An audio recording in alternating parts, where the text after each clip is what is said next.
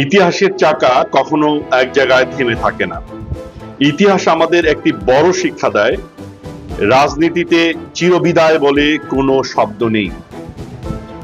ক্ষমতা হারানো, কারাবরণ, নির্বাসন কিংবা দেশত্যাগ, এসব কোনো নেতার রাজনৈতিক জীবনের শেষ অধ্যায় হবে এমন নিশ্চয়তা ইতিহাস কখনো দেয়নি। বরং সময়ের পরিবর্তন, জনমতের রূপান্তর এবং রাজনৈতিক বাস্তবতার কারণে বহু নেতা পতনের পর আবারও রাজনীতির কেন্দ্রে ফিরে এসেছেন।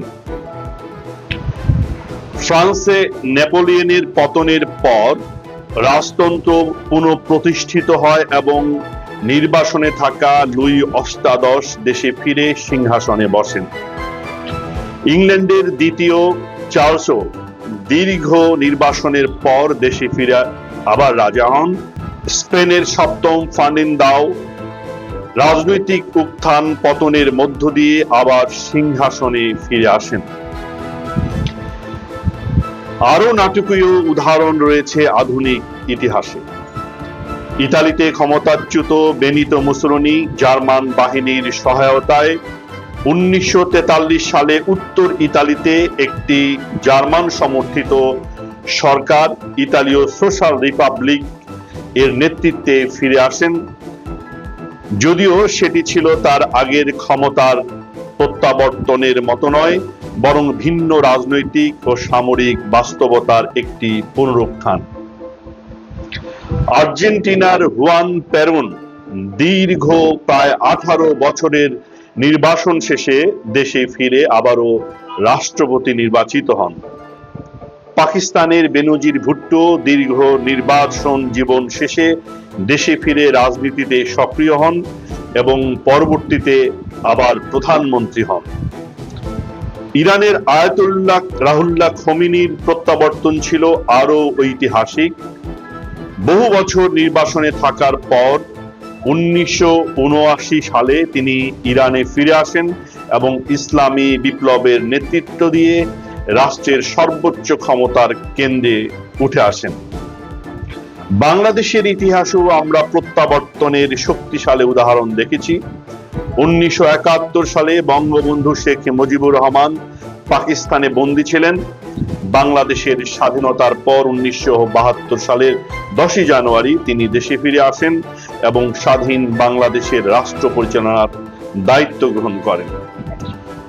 অর্থাৎ ইতিহাস বারবার দেখিয়েছে, একটি রাজনৈতিক অধ্যায় শেষ হয়ে যাওয়া মানেই সেই ব্যক্তির রাজনৈতিক অস্তিত্ব চিরতরে শেষ হয়ে যাওয়া নয়।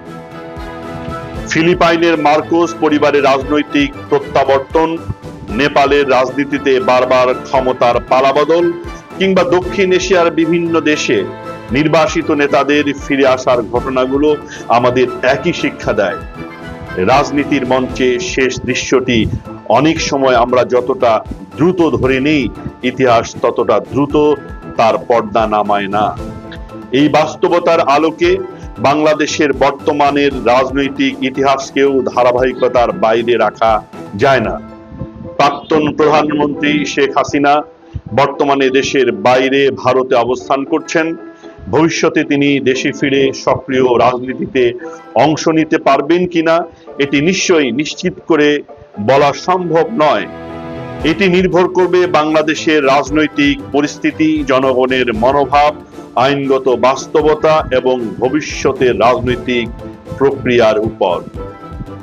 তবে কেউ যদি মনে করেন যে তার রাজনৈতিক প্রত্যাবর্তনের সম্ভাবনা একেবারে অসম্ভব, ইতিহাস সে নিশ্চয়তা দেয় না, তার সেই বক্তব্যকে সমর্থন করে না।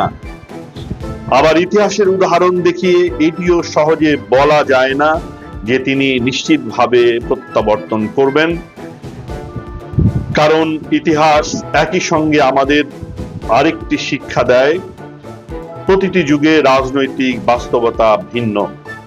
তাই আবেগ দিয়ে ইতিহাস লেখা যায় না, আবার ইতিহাসকে উপেক্ষা করে বর্তমান রাজনীতিকে বোঝা যায় না, সময়কে ব্যাখ্যা করা যায় না। আজ যে অসম্ভব বলে মনে হচ্ছে, সময়ের পরিবর্তনে তা সম্ভব হয়ে উঠতে পারে। আবার আজ যে সম্ভাবনাকে প্রবল বলে মনে হচ্ছে ইতিহাসের গতিপথে সেটিও হারিয়ে যেতে পারে। তাই ইতিহাসের পাতা খোলা রাখাই বুদ্ধিমানের কাজ। কারণ রাজনীতিতে শেষ কথা বলে বর্তমান সময় নয়, শেষ কথা বলে ভবিষ্যৎ সময়। আর ইতিহাসের চাকা কখনো এক জায়গায় থেমে থাকে না।